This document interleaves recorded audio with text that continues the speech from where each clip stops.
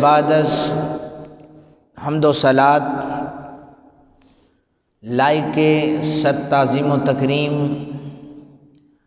جمیع حضرات، السلام علیکم ورحمۃ اللہ تعالی وبرکاتہ۔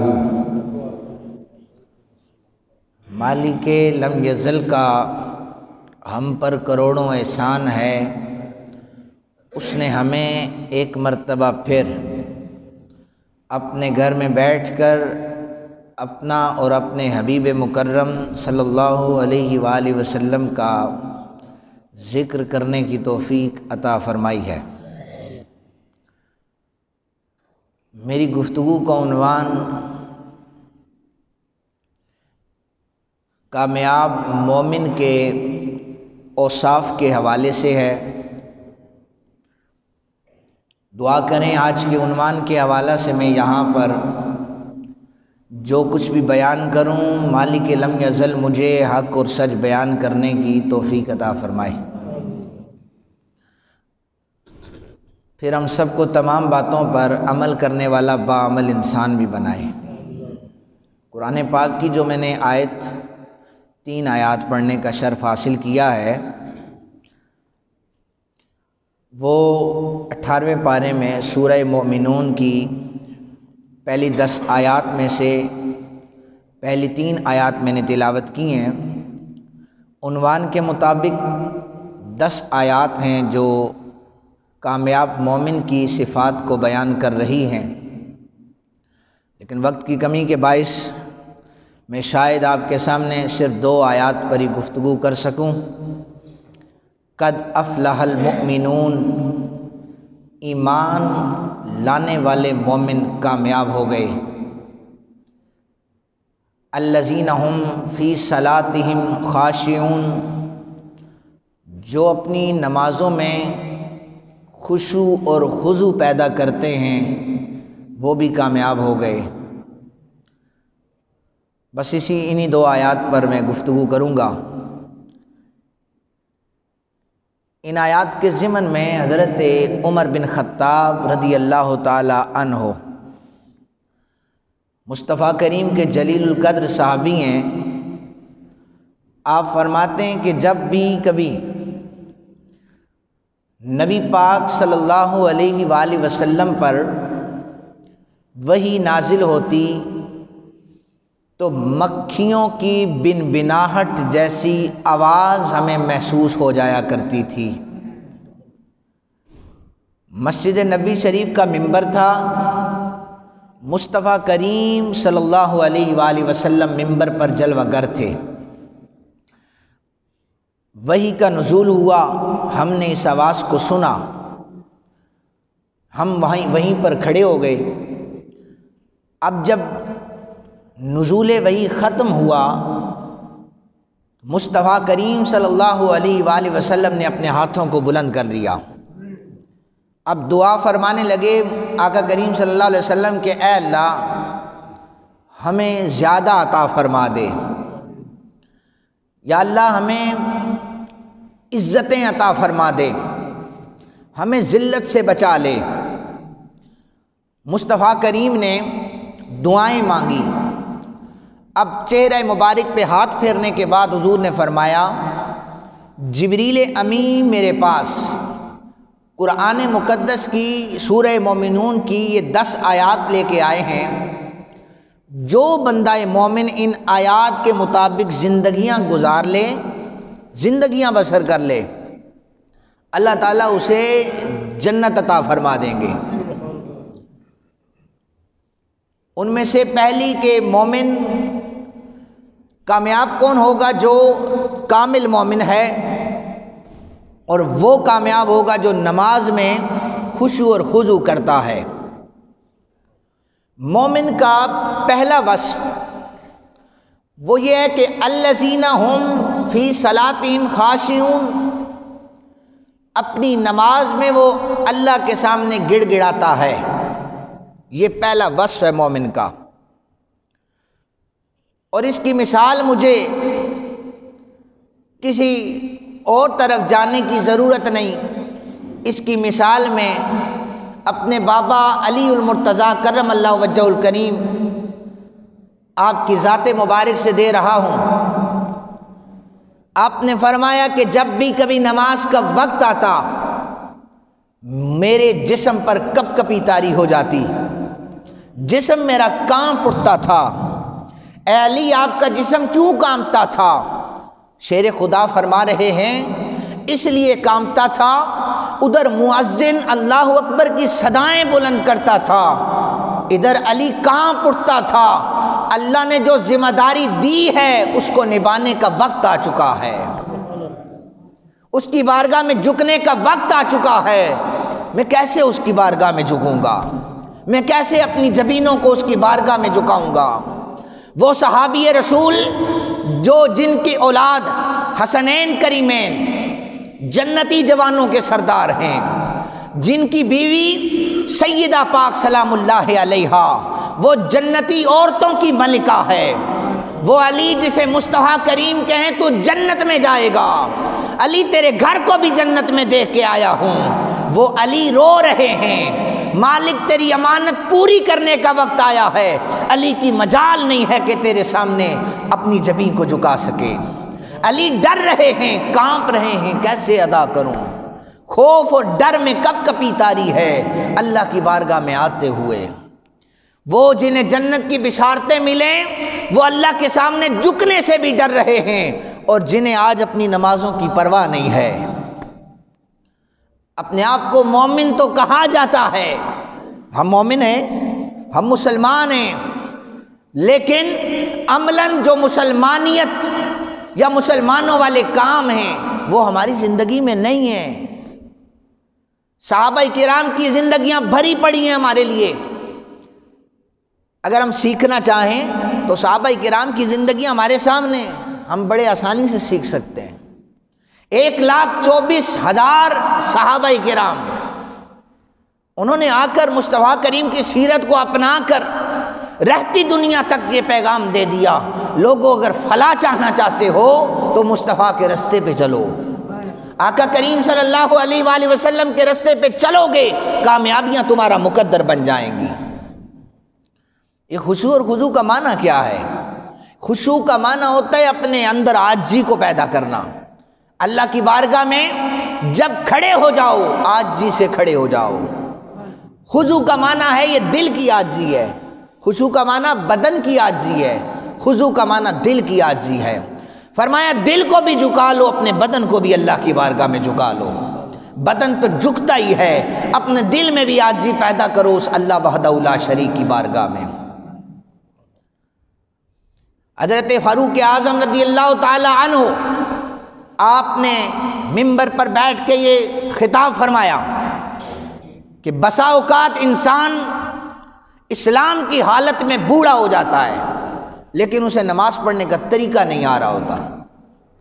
اپنی زندگی میں وہ کبھی احادیث کی کتاب، فقہ کی کتاب یا کسی عالم کے پاس بیٹھ کر نمازوں کو سیکھنا گوارا نہیں کرتا۔ میں آپ کے سامنے یہاں پر صفوں کے درمیان اکثر لوگوں کو نہیں کہہ دیتا کہ اپنی بازو نیچے کریں، اچھا بتانے کے بعد بھی اتنی جلدی میں آ کر بازو اوپر کیے بٹن کھلے ہوئے اللہ کی بارگاہ میں آ رہے ہیں۔ میں آپ سے کہوں کسی MNA MPA کے پاس چلے جائیں، آپ بڑے اچھے طریقے سے اپنے بٹن بھی بند کریں گے، آپ اچھے کپڑے پہن کر اس سے بات کریں گے، آپ کے الفاظ میں بھی جھکاؤ ہوگا، آپ کی گفتگو میں بھی نرمی ہوگی، اور آپ بڑے ہی ادب سے ہاتھ باندھ کر کھڑے ہوں گے۔ یار یہ اللہ ہی کی بارگاہ ہے جس کا کوئی ادب نہیں ہے، جس کو جیسا چاہے لباس پہن کے آ جائے۔ اللہ کی بارگاہ میں اگر جھکنا چاہتے ہیں اور یہ چاہتے ہیں کہ جب موت آئے اس سے قبل میں مصطفیٰ کریم صلی اللہ علیہ وسلم کی سیرت پہ عمل کروں، تو آپ کو اپنی نمازوں میں خشوع اور خضوع پیدا کرنا پڑے گا۔ صحابہ کرام، حضرت مسلم شریف کی حدیث پاک، یہ 246 نمبر حدیث پاک ہے۔ صحابہ کہتے ہیں ہم تو جب بھی فرق کرنا چاہتے کفر میں، دیکھنا چاہتے کون کافر ہے کون مسلمان ہے، جو نماز پڑھتا تھا ہم اسے مسلمان کہتے تھے، جو نماز نہیں پڑھتا تھا ہم اسے کافر کہہ دیتے تھے۔ بندہ مسجد میں نماز ہی نہ پڑھے، مسجد میں نماز نہ پڑھے اور اپنے آپ کو مسلمان کہے، لوگوں ان کے لیے یہی جملہ کافی ہے کہ وہ پاکستان کے جو شناختی کارڈ ہے اس پر جو لکھا ہے نا یہ مسلم ہے، وہ پھر وہ والا مسلمان ہے، عملاً وہ مسلمان نہیں ہے، بس شناختی کارڈ والے مسلمان رہ گئے ہیں، جن کے آئی ڈی کارڈ پر لکھا ہے یہ مسلمان ہے، لیکن جن کے عمل سے نہیں لگتا یہ مسلمان ہے۔ صحابہ کرام نے فرمایا جس نے نماز من ترک الصلاۃ متعمدا فقط کفر، مصطفیٰ کریم نے فرمایا، صحابہ کرام اس حدیث پاک کے راوی ہیں، فرمایا جس نے نماز کو ترک کیا اس نے کفر کیا۔ ہم نے کیا معنی لے رکھا ہے جس نے زبان سے کلمہ نہ پڑھا اسے کافر کہو؟ نہیں، بلکہ کلمہ پڑھ لینے کے بعد جو مسلمانوں والے عمل نہ کرے حدیث مصطفیٰ اسے کافر کہہ رہی ہے۔ فقط کفر، جس نے جان پوچھ کر نماز کو چھوڑا اس نے کفر کیا۔ دیکھیں بھول کر کسی سے نماز رہ جائے وہ لٹا لے، کوئی بے ہوش ہو جاتا ہے وہ ہوش میں آئے تو نماز پڑھ لے، کوئی سو جاتا ہے وہ جب نیند سے بیدار ہو جائے تو نماز پڑھ لے، جان پوچھ کر جو نماز چھوڑے گا صحابہ کرام نے اور مصطفیٰ کریم نے صحیح احادیث میں اسے کافر کہا ہے، وہ اللہ کی شریعت کا انکار کر رہا ہے، وحدانیت کا انکار کر رہا ہے۔ رب کہتا ہے میری بارگاہ میں جھکنے چلے آؤ، وہ جھکنے کے بجائے نماز کے قریب نہیں آتا، وہ توحید کا انکار کر رہا ہے۔ توحید کا اقرار جن لوگوں نے کیا، توحید کا اقرار جن لوگوں نے کیا، وہ سیدہ کائنات جب سجدے میں جھکا کرتی تھی، جب صبح مؤذن کی آواز کانوں میں پڑتی تھی، آسمان دنیا پر اپنے سر کو اٹھا کر یہ کہتی تھی مالک ایک رات اتنی لمبی بنا دے تیری بندی فاطمہ کا سجدہ پورا ہو سکے، وہ توحید کا اقرار کیا کرتی تھی۔ عبداللہ بن شفیق تابعی ہیں، جامع ترمذی کی حدیث پاک ہے، ترمذی شریف، سنن نبی داؤد، سیاستہ کی 3 کتابوں میں عبداللہ بن شفیق تابعی ہیں، فرماتے ہیں صحابہ کرام صرف اگر کوئی نماز چھوڑ دیتا اعمال میں اسے کفر کا فتویٰ لگا دیا کرتے تھے کہ یہ کافر ہے، اس نے تو نماز نہیں پڑھی۔ فرمایا جو کسی کے ایمان کی گواہی دینا چاہتا ہے، کوئی بندہ کسی کو مسجد میں آتے جاتے دیکھو اس کے ایمان کی گواہی دے دو، یہ مومن ہے، یہ مومن ہے۔ ویسے آپ کا کیا خیال ہے کہ سردیوں میں گوگل پر دیکھ کر کہ موسم کیسا ہے اور مری میں کل برف پڑنے والی ہے، لہذا پہلے جا کر وہاں پر ڈیرے لگا لیے جائیں، اس لیے کہ ہم سنو فال دیکھیں گے اور بچوں کو دکھائیں گے، ایسا ہی ہے؟ میں بات سمجھانا چاہ رہا ہوں کہ اس وقت کہتے ہیں مہنگائی بھی بہت زیادہ ہو چکی ہے اور بڑا مشکل سے گزارا ہو رہا ہے، چونکہ ہم مری سے ہمارا تعلق ہے، ہمیں پتہ ہے کتنی مصیبتیں پھر ہمیں ان موسموں میں دیکھنی پڑتی ہیں، رستے بند ہو جاتے ہیں، گاڑی ان سے ڈرائیو ہوتی نہیں ہے، وہاں پر کورے پر برف پر کیسے ڈرائیو کریں گے یہ؟ اور پلان بناتے ہیں ہم نے سنو فال دیکھنا ہو، بھائی تم سنو فال دیکھنے گئے ہو، وہ جہاں پر بس رہے ہیں ان کا کیا قصور ہے، انہیں پھنسا کر رکھا ہوا ہے۔ سردیوں کے موسم میں جب جمی ہوئی برف پر 2 دن مری میں پھنسے رہنا تمہیں آسان لگتا ہے اور صبح کی سردی تمہیں لگتی ہے، مسجد میں آ کر نماز نہیں ادا کرتے، وہ آسان ہے پیسے خرچ کر کے سردی کو خرید لینا، اور یہ مشکل ہے مسجد میں آ کر اپنی جبین کو اللہ کی بارگاہ میں جھکا لینا۔ تمہارا ایمان کمزور ہو چکا ہے اور تمہارا شوق طاقتور ہو چکا ہے، تم نے اپنے شوق کو سامنے رکھا، اپنی خواہش کو سامنے رکھا، ایمان کو پس پردہ ڈال دیا۔ رب کعبہ کی قسم ہے یہ شوق کل تمہیں برباد کر دے گا، اگر تمہیں کام آئے گا مصطفیٰ کی شریعت، یہ نماز تمہیں کام آئے گی جسے تم نے پس پردہ ڈالا ہوا ہے، جسے تم نے چھوڑ رکھا ہے۔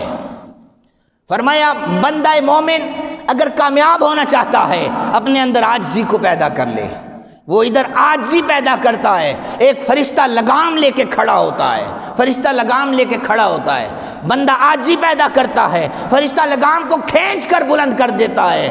اللہ کے بندے تو عاجزی کرتا ہے، ہم تجھے بلندیاں عطا کر دیں گے۔ اور جب کوئی تکبر کرتا ہے اس کی لگام کو ڈھیلا کر دیا جاتا ہے کہ اب تو پست ہو جا، تو لوگوں میں تکبر کرتا ہے، اللہ کی بارگاہ سے تجھے ذلیل کیا جا رہا ہے، اسے ذلیل کر دیا جاتا ہے۔ لوگوں یہ عاجزی جب صحابہ میں تھی، اولیاء کرام میں تھی اور اللہ کے مقرب بندوں میں تھی، اللہ نے انہیں بلندیاں عطا کر رکھی تھی۔ اور حد سے زیادہ جنہوں نے عاجزی کی، یہ تکبر کی علامت ہے، حد سے زیادہ عاجزی۔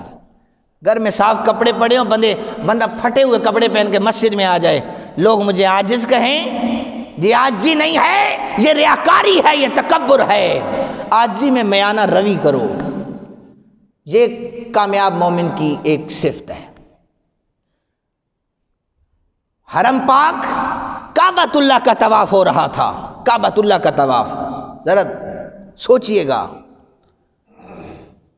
ہر بندے کی زبان پر لبیک اللہم لبیک کی صدائیں تھی، تسبیحات پڑھے جا رہا تھا ہر کوئی، اللہ کی حمد و ثنا کی جا رہی تھی۔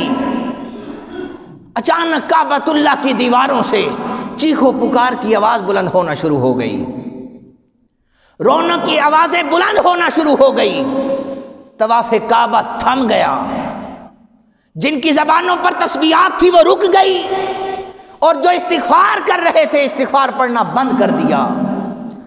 یہ رونے والی آواز کہہ کیا رہی تھی؟ یہ رونے والی آواز یہ کہہ رہی تھی، مالک تیرا گناہگار بندہ، اس دنیا میں سب سے بڑا گناہگار بندہ تیری بارگاہ میں التجا کرتا ہے، گناہ زیادہ ہو گئے، معافی عطا فرما دے۔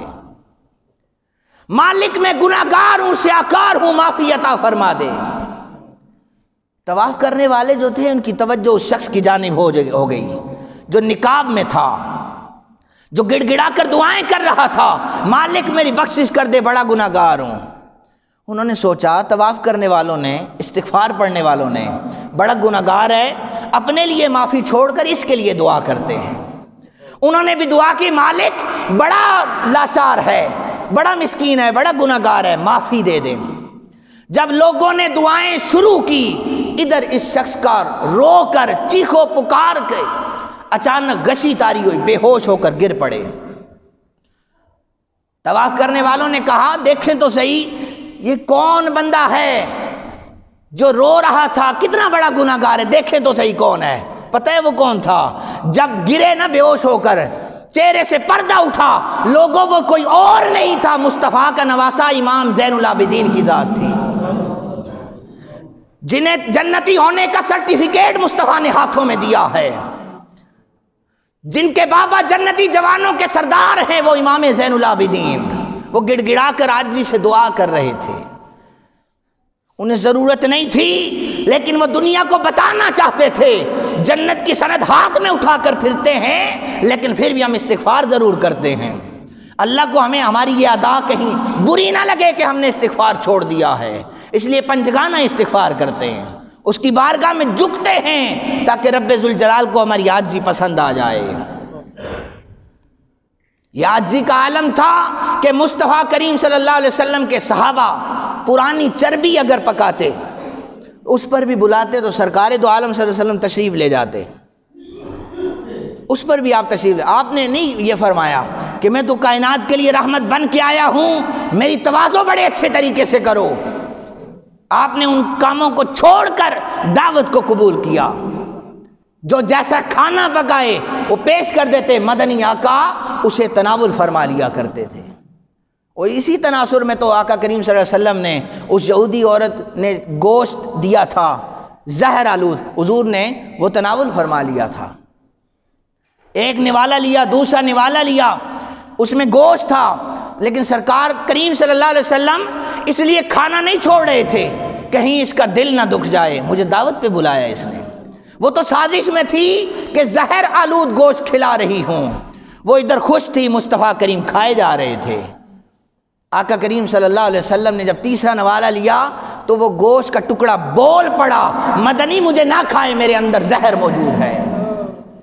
فرمایا گوشت کا ٹکڑا بولا مجھے نہ کھائیں، میرے اندر زہر موجود ہے۔ ہم تو اپنے گھروں میں بھی کھانا پکے اس میں بھی عیب نکالتے ہیں۔ ہم ہوٹل میں چلے جائیں، ہم کہتے ہیں تازہ کھانا دو، جو تازی ڈش ابھی پکی ہے وہ ہمارے آگے رکھو۔ اگر وہ کہہ دے کہ رات والا کھانا، ہم چھوڑ دیتے ہیں۔ کیا یہاں پر بیٹھے ہوئے جن کے پاس 2 پیسے اگر آ جائیں، ہوٹل میں جا کر فریش کھانے کا آرڈر کرتے ہیں، وہ لوگ اپنے گھروں میں ایک دن پہلے والا سالن نہیں کھاتے؟ وثوق سے بتائیں، ذمہ داری سے بتائیں، سارے کھاتے ہیں۔ صبح کی بچی دن کو کھا رہے ہوتے ہیں، دن کا بچا ہوا رات کو 12 بجے بھی کھا رہے ہوتے ہیں، اور دوسرے دن بھی کھا رہے ہوتے ہیں۔ اور کئی دفعہ تو آج کل گیس کی لوڈ شیڈنگ ہے، 3 ہانڈیاں اس وقت پکا لیتے ہیں تاکہ گیس کی لوڈ شیڈنگ ہے، ایک ہی دفعہ پکا لیں، بس 3-4 دن چلتا رہے گا۔ گھروں میں کھا لیتے ہو، ہوٹلوں پر جا کر اپنے پیسے کے زور پر یہ دکھاتے ہو کہ ہم فریش کھاتے ہیں۔ لوگوں یہ عاجزی نہیں ہے، یہ تکبر کی علامت ہے۔ یہ تکبر ہے کہ تمہیں اپنے پیسے پر ناز ہے۔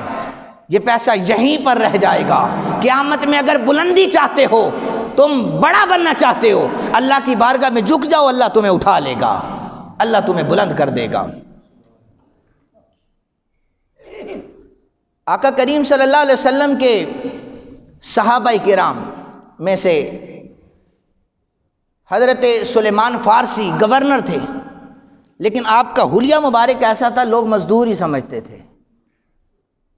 رومیوں کو بڑی پریشانی ہوتی تھی کہ کس طرح جا کر فرق کریں کہ ان کا گورنر کون ہے۔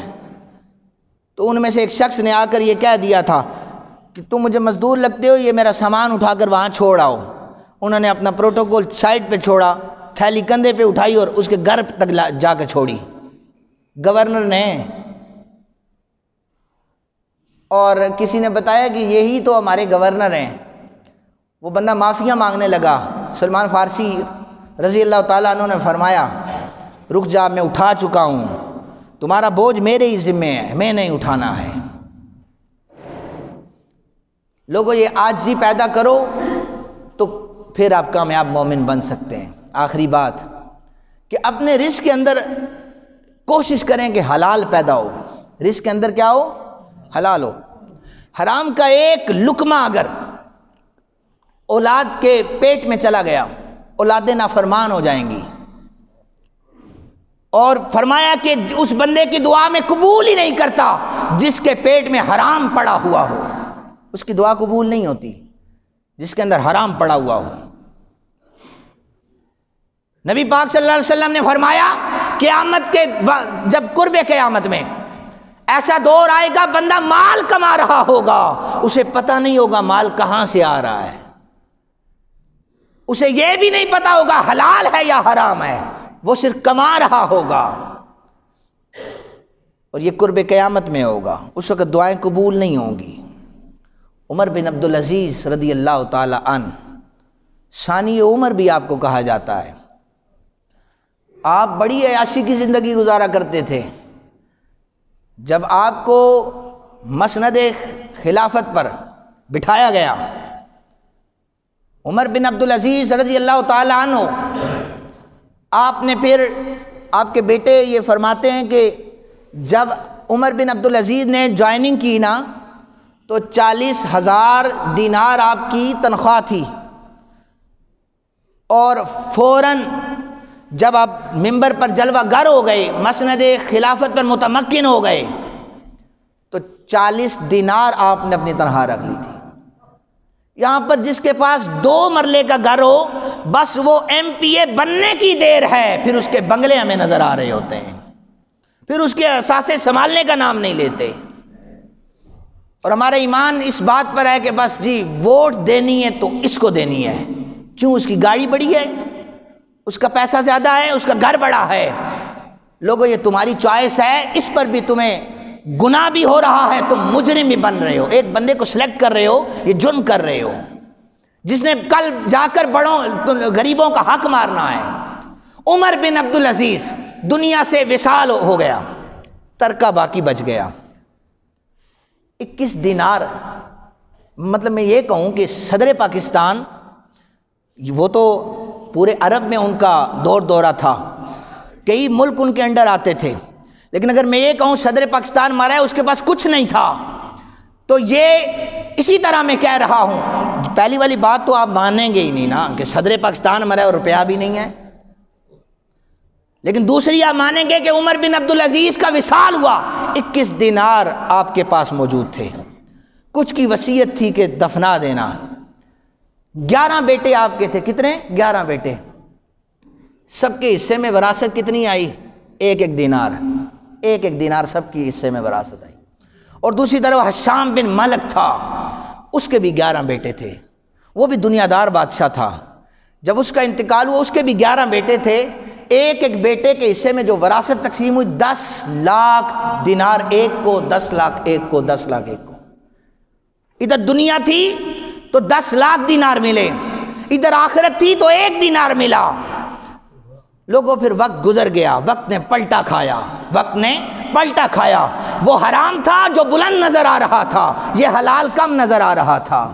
پھر جب وقت نے پلٹا کھایا، پھر مسجد سے اعلان ہوا جہاد کے لیے ہمیں مال کی ضرورت ہے، جہاد کے لیے ہمیں رقم کی ضرورت ہے۔ اس عمر بن عبدالعزیز کی اولاد نے 100 اونٹ لائن میں لگے ہوئے جہاد کے لیے دے دیے۔ اللہ نے 1 دینار میں برکتیں یہ دے دی کہ 1 دینار کی اتنی برکتیں ہو گئی، 100 اونٹ ایک ہی دفعہ ایک بیٹے نے جہاد کے لیے دے دیے۔ پھر دمشق کی مسجدوں کے باہر مانگنے والوں کی لائن دیکھی گئی، حشام بن ملک کے بیٹے وہاں پر بھیک مانگا کرتے تھے، جنہوں نے 10-10 لاکھ دینار لیے تھے وہ بھیک مانگا کرتے تھے، اور عمر بن عبدالعزیز کی اولاد صدقہ کیا کرتی تھی۔ لوگوں اگر حلال کھاؤ گے تو اس میں برکتیں آئیں گی، مشکلات ہوں گی لیکن برکتیں پیدا ہو جائیں گی۔ اللہ تعالیٰ سے دعا ہے اللہ تعالیٰ ہمیں کامل مومن بننے کی توفیق عطا فرمائے۔ وما علینا الا